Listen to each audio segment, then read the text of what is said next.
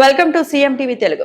విద్యార్థులు మత్తు పదార్థాలకు దూరంగా ఉండాలి, ఉన్నత లక్ష్యాలను సాధించుకోవాలి. Shrimati B Srilatha, deputy commissioner of prohibition and excise, Eluru.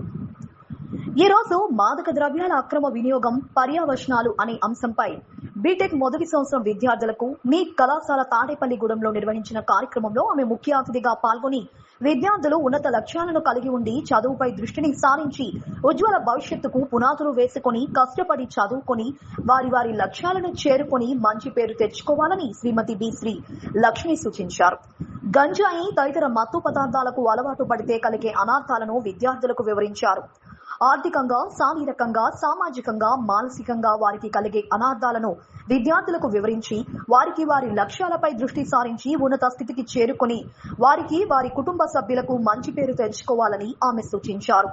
గంజాయి, హెరాయిన్, కొకైన్ వంటి మత్తు పదార్థాలను తీసుకుంటే కలిగే అనార్థాలను, చట్టపరంగా వారికి కలిగే ఇబ్బందులను, శిక్షణ వివరాలను ఈ కార్యక్రమంలో పాల్గొన్న విశిష్ట అతిథి Shri K V Naga Prabhukumar, assistant commissioner of prohibitions and excise, Eluru వారు పీపీటీ ద్వారా సవివరంగా వివరించి విద్యార్థులను చైతన్యపరిచారు.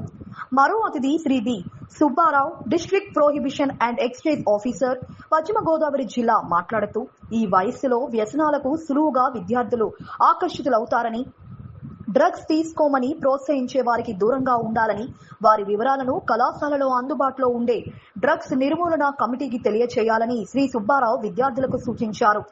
ఈ కార్యక్రమంలో assistant prohibitions and excise superintendent Shri Maddala Srinivasarao విద్యార్థులతో డ్రగ్స్ తీసుకోమని ప్రతిజ్ఞ చేయించారు. ఈ కార్యక్రమంలో Shrimati Himabindu, dean Shri Rajeshwar Reddy, assistant dean Shrimati Shri Swarajyalakshmi, prohibition and excise inspector Tadepalligudem station వారి సిబ్బంది, మీ కళాశాల అధ్యాపకేతర సిబ్బంది మరియు అధిక సంఖ్యలో మొదటి సంవత్సరం విద్యార్థులు పాల్గొన్నారు.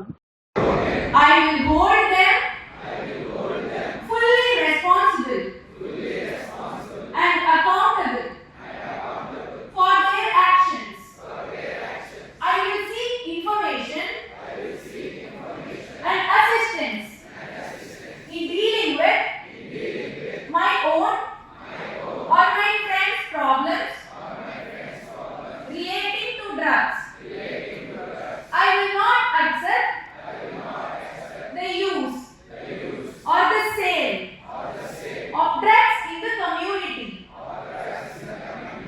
I will be honest and open with my parents about my feelings and problems.